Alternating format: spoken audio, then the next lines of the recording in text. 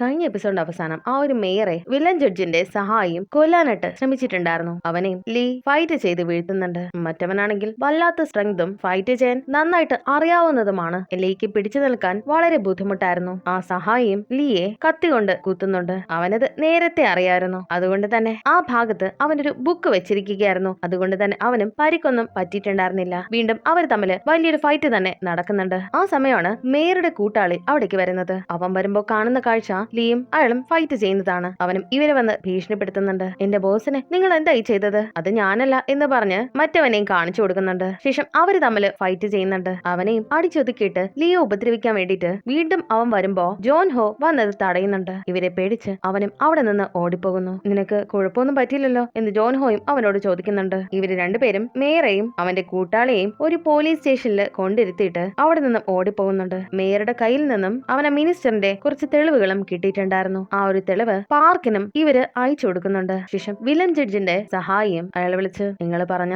ആ ഒരു ദൗത്യം കൃത്യമായി നിറവേറ്റാൻ എനിക്ക് സാധിച്ചില്ല എന്ന് പറയുന്നുണ്ട്. അതുകൊണ്ട് തന്നെ വില്ലൻ ജഡ്ജും സഹായി കാണാൻ വേണ്ടിയിട്ട് അവന്റെ വീട്ടിലേക്ക് വന്നിട്ട് അവനെ ഒരുപാട് അടിക്കുന്നുണ്ട്. ഇവനെ ഏൽപ്പിച്ച ആ ഒരു കാര്യം കൃത്യമായിട്ട് ചെയ്യാത്തത് കൊണ്ട് ആരായിരുന്നു ഇതിന്റെ പിന്നില് അതറിയില്ല. പക്ഷെ മേയറെയും കൂട്ടാളികളെയും അവർക്ക് നന്നായിട്ട് അറിയായിരുന്നു. അത്രയും ഇടിയിടിച്ചിട്ട് വില്ലൻ ജഡ്ജും അവന്റെ ദേഹത്ത് മരുന്നൊക്കെ വെച്ചു കൊടുക്കുന്നുണ്ട്. ഇനി ഞാൻ പറയുന്ന കാര്യങ്ങളൊക്കെ കൃത്യമായിട്ട് ചെയ്തു തരണം. നിന്നെ നോക്കാൻ ഞാൻ മാത്രമേ ഉള്ളൂ എന്നുള്ള കാര്യം നീ മറക്കരുത്. ശേഷം പാർക്കും അവന് കിട്ടിയിട്ടുണ്ടായിരുന്ന തെളിവുകള് മേയറിനെ കാണിച്ചു കൊടുക്കുന്നുണ്ട്. ഇതിനകത്ത് JT എന്ന് എഴുതിയിരിക്കുന്നത് ജോങ് ടേ എന്ന ആളല്ലേ, ദാ മിനിസ്റ്റർ ആണ്. അവരൊക്കെ തന്നെയാണ് നിങ്ങളെ കൊല്ലാനായിട്ട് നോക്കിയിട്ടുണ്ടായിരുന്നത്. വീണ്ടും അവരെ സപ്പോർട്ട് ചെയ്യാനാണോ നിങ്ങൾ ശ്രമിക്കുന്നത്? അങ്ങനെയാണെങ്കിൽ ഒരു കാര്യം ഞാൻ ചോദിച്ചോട്ടെ, എന്നെ കൊല്ലാനായിട്ട് ശ്രമിച്ചതില് അവർക്കെതിരെ നിങ്ങൾക്ക് കേസ് എടുക്കാനായിട്ട് സാധിക്കോ? നിങ്ങൾ പറഞ്ഞത് ശരി തന്നെയാണ്, ജോങ് ടേ തന്നെയാണ്. എല്ലാ മാസവും അയാൾക്ക് ഒരുപാട് പണം ഞാൻ അയക്കാറുണ്ട്. പലയിടത്തു നിന്നും വെട്ടിച്ചതാണത്. അങ്ങനെയുള്ള ഒരുപാട് ഡീറ്റെയിൽസ് പാർക്കിനും ഇയാള് പറഞ്ഞു കൊടുക്കുന്നുണ്ട്. ഇക്കാര്യം മറ്റാരോ വില്ലൻ ജഡ്ജിനെ വിളിച്ച് പറയുന്നുണ്ട്. ആ ഒരു പൊളിറ്റീഷ്യന്റെ പേര്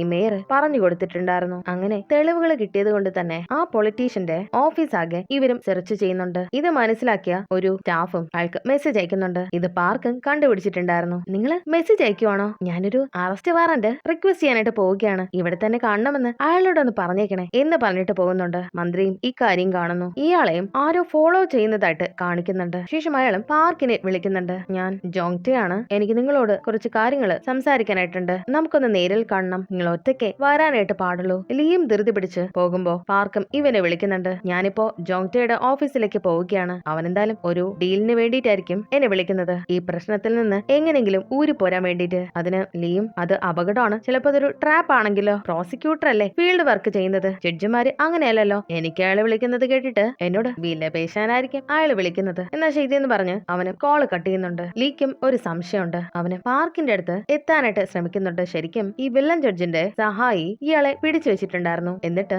അവൻ പറഞ്ഞതനുസരിച്ചിട്ടാണ് പാർക്കിനെ ഇവിടേക്ക് വിളിപ്പിച്ചിരിക്കുന്നത്. പാർക്കിനെ കൂടി കൊലപ്പെടുത്താൻ വേണ്ടിയിട്ട്. കാരണം പാർക്കിനെ മാത്രമേ അറിയൂ ഈ ഒരു പൊളിറ്റീഷ്യനാണ് ആ മേയറുടെ പിന്നിലെന്ന്. അയാളെ ഇല്ലാതാക്കി കഴിഞ്ഞാൽ പിന്നെ വേറെ പ്രശ്നമില്ലല്ലോ. ആ സമയം ലീ വേഗത്തിൽ പാർക്കിന്റെ അടുത്തേക്ക് എത്താനായിട്ട് ശ്രമിക്കുകയാണ്. പക്ഷെ ആ വില്ലൻ ജഡ്ജും ഇവനെ വിളിച്ചിട്ടുണ്ടായിരുന്നു. എനിക്ക് നിങ്ങളെ ഒന്ന് കാണണം. എന്തുപറ്റി എന്നൊക്കെ ചോദിക്കുമ്പോ എന്താ നീ തിരക്കാണോ? ഇവിടേക്ക് വരാനായിട്ട് ലീയോട് ആവശ്യപ്പെടുന്നുണ്ട്. ഈ വില്ലൻ ജഡ്ജിന് അറിയണമായിരുന്നു ഈ ലീയും ആ പാർക്കും കൂടി ഒരുമിച്ച് ചേർന്നിട്ടാണോ ഇതെല്ലാം ചെയ്യുന്നതെന്ന്. അതുകൊണ്ടാണ് പാർക്കിനെ അപായപ്പെടുത്താനായിട്ട് ശ്രമിച്ചിട്ട് ലീയെ അവിടേക്ക് വിളിപ്പിച്ചിട്ടുണ്ടായിരുന്നത്. ലീയും വേഗത്തിൽ തന്നെ വില്ലൻ ജഡ്ജിന്റെ അടുത്തേക്കാണ് പോകുന്നത്. ഇവിടെ പാർക്കും ആ പൊളിറ്റീഷ്യനെ കാണാനായിട്ട് പോയിട്ടുണ്ടായിരുന്നു. ലീയും അവനെ വിളിക്കുന്നുണ്ട്. പക്ഷെ അവനും കോൾ കട്ട് ചെയ്തിട്ടുണ്ടായിരുന്നു. ആ സമയം ഇവിടെ മറ്റൊരു കാര്യം കൂടി നടക്കുന്നുണ്ട്. ആ ഒരു നിയമമന്ത്രി ആകാൻ പോകുന്ന ആള് ഒരു വാർത്താ സമ്മേളനം വിളിച്ചിട്ടുണ്ടായിരുന്നു. അതേസമയം തന്നെ ജീനയും ഒരു ക്ലബിൽ പോയിട്ട് അയാളുടെ മകളെ ഡ്രഗ്സോട് കൂടി പിടികൂടുന്നുണ്ട്. മീഡിയക്കാരും ആ സമയം അവിടേക്ക് വരുന്നുണ്ട്. നിങ്ങൾ എന്താ ഇവിടെ ചെയ്യുന്നത്? ഞാനൊരു റിപ്പോർട്ടറാണ്. നിങ്ങൾ ജീനയല്ലേ?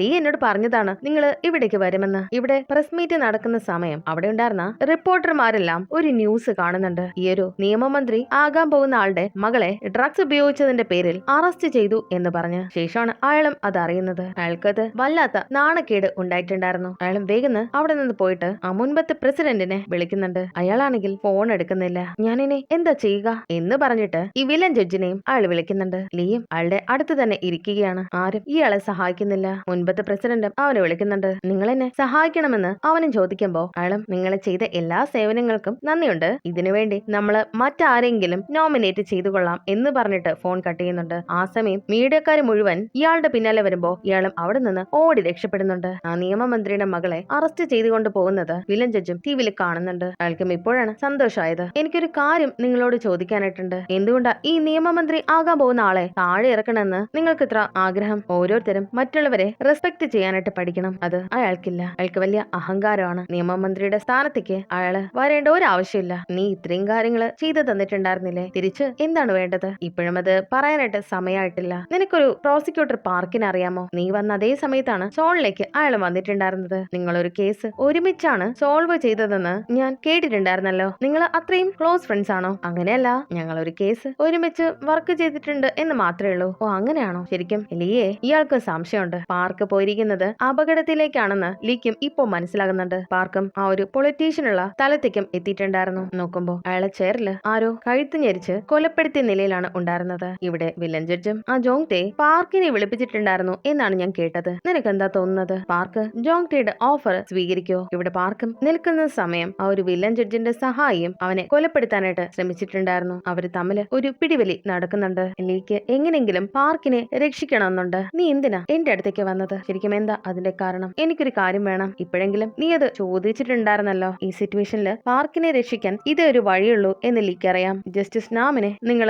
ഒന്ന് താഴെ ഇറക്കി തരണം. അതാണ് എനിക്ക് വേണ്ടത്. ഞാൻ നിങ്ങളുടെ അടുത്തേക്ക് വന്നത് തന്നെ അതിനു വേണ്ടിയിട്ടാണ്. ഇവിടെ പാർക്കിനെയും അയാള് ഒരുപാട് ഉപദ്രവിച്ചിട്ടുണ്ടായിരുന്നു. ഈ നാം എന്ന് പറയുന്ന ആള് ലീയുടെ അച്ഛന്റെ കേസില് വിധി പറഞ്ഞിട്ടുണ്ടായിരുന്ന ജഡ്ജായിരുന്നു. അയാളെ താഴെ ഇറക്കണമെന്നും പ്രതികാരം ചെയ്യണമെന്നുമാണ് ലീ വില്ലൻ ജഡ്ജിനോട് ആവശ്യപ്പെട്ടത്. ഞാനും ആ ഒരു കേസിന്റെ ട്രയലില് അവിടെ ഉണ്ടായിരുന്നു. അപ്പൊ നീ ആയിരുന്നല്ലേ അത്? എനിക്ക് നല്ല പവർ ഉണ്ടെങ്കിൽ മാത്രമേ നാമിനെ പോലെ ഒരു ജഡ്ജിനെ താഴെ ഇറക്കാനായിട്ട് സാധിക്കുകയുള്ളൂ. അപ്പൊ നീ പ്രതികാരം ചെയ്യാനാണോ എന്റെ അടുത്തേക്ക് വന്നത്? അപ്പൊ നീ ജഡ്ജായതും അതിനൊക്കെ വേണ്ടിയിട്ട് ആയിരിക്കുമല്ലേ? നിനക്കറിയാലോ അതില് ഒരു ജഡ്ജ് ഞാനായിരുന്നു. എനിക്കറിയാം, ഞാൻ കണ്ടിട്ടുണ്ടായിരുന്നു. അപ്പൊ എന്നോട് നിനക്ക് ദേഷ്യം ഉണ്ടാകും അല്ലെ? അന്ന് ജഡ്ജ് നാം എസ് കൺസ്ട്രക്ഷന് വേണ്ടിയിട്ട് അനുകൂലമായിട്ടുള്ള വിധിയായിരുന്നു പറഞ്ഞിട്ടുണ്ടായിരുന്നത്. അത് പൂർണ്ണമായിട്ടും തെറ്റായ ഒരു വിധിയാണെന്ന് എനിക്കറിയാം. വില്ലൻ ജഡ്ജും ലീയെ അവൻ സ്ഥിരമായിട്ട് പോകാറുള്ള ഒരു സ്ഥലത്തേക്ക് കൊണ്ടുവരുന്നുണ്ട്. ഇന്ന് വേറൊരാളെയാണല്ലോ നീ ഇവിടേക്ക് കൊണ്ടുവന്നിട്ടുണ്ടായിരുന്നത്.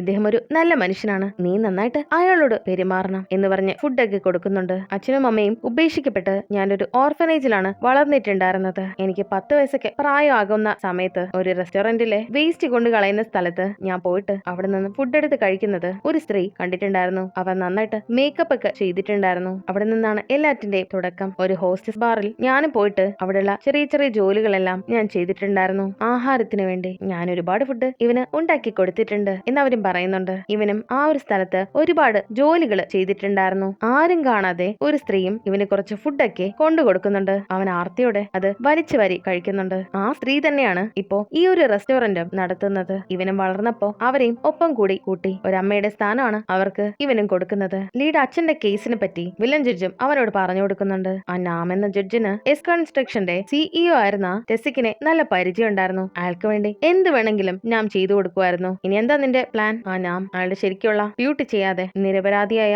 എന്റെ അച്ഛനെ ജയിലിൽ അടയ്ക്കുകയാണ് ചെയ്തിട്ടുണ്ടായിരുന്നത്. നിനക്കൊരു കാര്യം അറിയോ? അയാളാണ് അടുത്ത ചീഫ് ജസ്റ്റിസ് ആകാനായിട്ട് പോകുന്നത്. നീ എന്റെ കൂടെ നിന്നാൽ നിനക്ക് ഒരുപാട് കാര്യങ്ങൾ കാണാനും കേൾക്കാനും ഒക്കെ സാധിക്കും. ലീയെ ഇയാൾക്കും കുറച്ചൊക്കെ വിശ്വാസം ആകുന്നുണ്ട്. അയാളെ ചീഫ് ജസ്റ്റിസ് ആയിട്ട് നോമിനേറ്റ് ചെയ്യുന്ന സമയം നിന്റെ മുന്നിലേക്ക് അയാളെ ഞാൻ ഇട്ടു തരുന്നതാണ്. നിനക്ക് വേറെ എന്തെങ്കിലും ആവശ്യമുണ്ടോ എന്ന് ചോദിക്കുമ്പോ ഇല്ലെന്നാണ് ലീയും പറയുന്നത്. നീ എന്താ ഇപ്പൊ ചെയ്യുന്നത്? വേഗം ഫുഡ് കഴിക്ക്, അല്ലെങ്കിൽ അവരും ഇപ്പൊ ദേഷ്യപ്പെടും. ഇത് കൊള്ളാലോ, നല്ല ഫുഡാണല്ലോ എന്ന് ലീയും പറയുമ്പോ അയാൾക്കും വലിയ സന്തോഷമാകുന്നുണ്ട്. അതെല്ലാം കഴിഞ്ഞിട്ടാണ് പാർക്കിനെ തേടി ലീയും അവനുള്ള സ്ഥലത്തേക്ക് വരുന്നത്. പാർക്കിനും ഒന്നും സംഭവിച്ചിട്ടുണ്ടായിരുന്നില്ല. നീ ഓക്കെ ആണോ? ഇത് കണ്ടോ, ഞാൻ നിന്നോട് വിളിച്ചു പറഞ്ഞിട്ടുണ്ടായിരുന്നതല്ലേ? അപ്പോഴാണ് ആ ഒരു വില്ലൻ ജഡ്ജിന്റെ സഹായിയും ഇവനെ കൊല്ലാനായിട്ട് ശ്രമിച്ചിട്ടുണ്ടായിരുന്നു. അവന് പോയ ശേഷമാണ് പാർക്കിനും ബോധം വരുന്നത്. ഇവനും ഉണർന്നു നോക്കുമ്പോ ആ ഒരു പൊളിറ്റീഷ്യനും ആ ചെയറിലിരിക്കുന്നത് കണ്ട് അവന് പേടിക്കുന്നുണ്ട്. ഇവനും അടുത്ത് പോയി അയാൾക്ക് ജീവനുണ്ടോ എന്നുള്ള കാര്യം നോക്കുമ്പോ ആള് മരിച്ചിട്ടുണ്ടായിരുന്നു. പോലീസിനെ വിളിക്കാനായിട്ട് ഇവനും തുടങ്ങുന്ന സമയമാണ് ലീയും ഇവിടേക്ക് വരരുത്, അപകടമാണ് എന്ന് ഇവനോട് പറഞ്ഞിട്ടുണ്ടായിരുന്നത്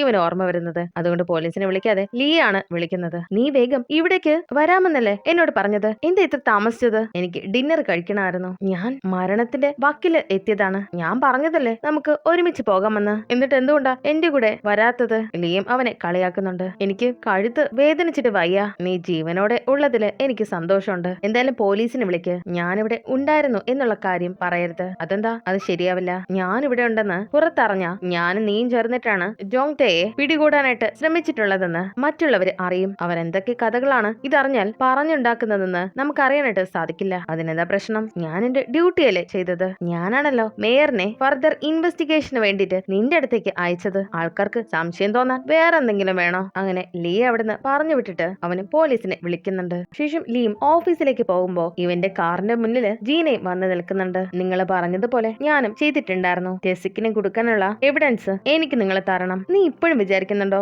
എന്തെങ്കിലും തെളിവോ സാക്ഷികളോ ഉണ്ടെങ്കിൽ ടെസിക്കിനെ അറസ്റ്റ് ചെയ്യാമെന്ന്? നീയും ഒരു തവണ എമർജൻസി അറസ്റ്റ് ചെയ്തിട്ടുണ്ടായിരുന്നതല്ലേ? എന്നിട്ട് എന്ത് സംഭവിച്ചു? അവൻ നിസ്സാരമായിട്ട് ഊരിപ്പോയില്ലേ? അത് ചെയ്തത് നിനക്ക് തെളിവില്ലാത്തത് കൊണ്ടാണോ? നിങ്ങളെ പറഞ്ഞതുപോലെ ആ ഒരു നിയമമന്ത്രി ആകാൻ പോകുന്ന ആളുടെ മകളെ ഞാൻ അറസ്റ്റ് ചെയ്തത് നിങ്ങൾ പറഞ്ഞതുകൊണ്ടല്ല. എന്റെ സുപ്പീരിയർ ആണ് തെളിവ് തന്നിട്ട് അവളെ അറസ്റ്റ് ചെയ്യാനായി എന്നോട് പറഞ്ഞത്. നിന്റെ കയ്യില് ഒരു ക്യാരി ബാഗിൽ കുറെ എവിഡൻസ് അല്ലേ തന്നിട്ടുണ്ടായിരുന്നത്? അതെങ്ങനെ നിങ്ങൾക്കറിയാം? ഇതിന്റെ മാസ്റ്റർ ബ്രെയിൻ തന്നെ ഞാനാണ്. ഒരു പേര് പോലും സമ്പാദിച്ചിട്ടില്ലാത്ത ജഡ്ജ് പ്രോസിക്യൂട്ടറെ കൊണ്ട് ഇങ്ങനെയൊക്കെ ചെയ്യിപ്പിക്കുമെന്നോ? എനിക്കത് വിശ്വസിക്കാൻ കുറച്ച് ബുദ്ധിമുട്ടുണ്ട്. ശരിക്കും നിങ്ങളുടെ പിന്നിൽ സ്ട്രോങ് ആയ ആരോ ഉണ്ട്. നീ പറഞ്ഞത് ശരി തന്നെയാണ്. അയാള് എന്ത് വേണമെങ്കിലും ചെയ്യും. കള്ളസാക്ഷി കൊണ്ടുവരും, കൈക്കൂലി വാങ്ങിക്കും, ഇല്ലാത്ത തെളിവുകൾ കൊണ്ടുവരും. അവരൊക്കെ തന്നെയാണ് ടെസിക്കിനെ അറസ്റ്റ് ചെയ്യാനായിട്ട് നമ്മളെ സമ്മതിക്കാത്തത്. അതാരാണെന്ന് നിങ്ങൾ എന്നോട് പറയണം. ഈ ജുഡീഷ്യറിക്ക് തന്നെ അയാൾ ഒരു ചെകുത്താനാണ്. നിങ്ങളുടെ ജീവൻ തന്നെ പണയം വെക്കേണ്ടി വരും ആ കാര്യങ്ങൾ അന്വേഷിച്ചറിയാൻ വേണ്ടിയിട്ട്. നീ ഇറങ്ങുന്നില്ലേ? ഇവിടെ മേയറുടെ ട്രയലും നടക്കുകയാണ്. പാർക്കും അയാൾക്കെതിരെ തെളിവുകളൊക്കെ നിരത്തുന്നുണ്ട്. ട്രയലിന് ശേഷം ലിയോട് നിൽക്കുമ്പോ പാർക്കും അവനോട് വന്ന് ഇവന്റെ കുറച്ച് സംശയങ്ങൾ ചോദിക്കുന്നുണ്ട്. ആ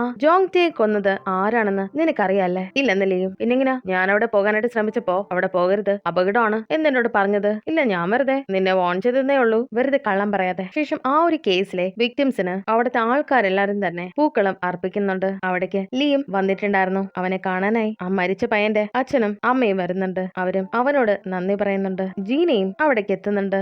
ഇവളുടെ കൂടെ ജോലി ചെയ്യുന്ന ഒരാളും ഇവളുടെ അടുത്ത് വന്ന് സംസാരിക്കുന്നുണ്ട്. നിങ്ങൾ പറഞ്ഞതുപോലെ ആ ഒരു മേയറിന്റെ കേസ് ഞാൻ നോക്കിയിട്ടുണ്ടായിരുന്നു. ജോങ് ടേ എന്ന പൊളിറ്റീഷ്യന്റെ പേരിലാണ് ആ ഒരു കേസും അവസാനിപ്പിച്ചിട്ടുണ്ടായിരുന്നത്. അയാളുടെ ഫണ്ട് എവിടേക്കാണ് പോകുന്നതെന്ന് വേറെ ആർക്കും അറിയുന്നുണ്ടായിരുന്നില്ല. ഏതോ വലിയ ആൾക്കാര് ഇതില് ഇടപെടുന്നുണ്ട്. അതുകൊണ്ടാണ് കൂടുതൽ ഇൻഫർമേഷൻ നമുക്ക് കിട്ടാത്തത്. ഇപ്പോഴാണ് ലീ പറഞ്ഞിട്ടുണ്ടായിരുന്ന കാര്യങ്ങളൊക്കെ ജീനയും ഓർക്കുന്നത്. അവൻ പറഞ്ഞത് സത്യമാണെന്ന് ഇവൾക്ക് ഇപ്പോഴും ബോധ്യമായിട്ടുണ്ടായിരുന്നു. വില്ലൻ ജഡ്ജും മറ്റ് പവർഫുൾ ആയിട്ടുള്ള ആൾക്കാരും കൂടിയിരിക്കാറുള്ള സ്ഥലത്തേക്ക് വരുന്നുണ്ട്. ആ നിയമമന്ത്രിയായി ഇലക്ഷന് നിൽക്കാനായിട്ട് പോയിട്ടുണ്ടായിരുന്ന ആളെ ഇവരും പുറത്തെടുത്ത് കളഞ്ഞിട്ടുണ്ടായിരുന്നു. ഈ വില്ലൻ ജഡ്ജും അവനുള്ള പ്രതികാരം തീർക്കുന്നുണ്ട്. അയാൾക്ക് ഇപ്പോ പവർ ഒന്നും തന്നെ ഇല്ലല്ലോ. അതായിരുന്നു അയാൾക്കും വേണ്ടിയിരുന്നത്. നീ എന്തിനാ എന്നോട് ഇങ്ങനെ ചെയ്യുന്നത്? നിന്റെ ഭാര്യയുടെ ഡ്രൈവർമാര് ഇടയ്ക്കിടയ്ക്ക് ജോലി ഉപേക്ഷിക്കുന്നതിന്റെ കാരണം നിനക്കറിയാമോ എന്ന് പറഞ്ഞ് കുറച്ച് ഫോട്ടോസ് അയാൾക്ക് കാണിച്ചു കൊടുക്കുന്നുണ്ട്. അവർക്ക് വേറെയും അഫെയർ ഉണ്ടായിരുന്നു. ആൾക്കാരുടെ ബാക്ക്ഗ്രൗണ്ട് അല്ല അവരുടെ സ്വഭാവത്തെ നിയന്ത്രിക്കുന്നത്. അതുപോലെ മുമ്പത്തെ പ്രസിഡന്റ് നിങ്ങളോട് ഒരു കാര്യം പറയാനായിട്ട് ഏൽപ്പിച്ചിട്ടുണ്ടായിരുന്നു.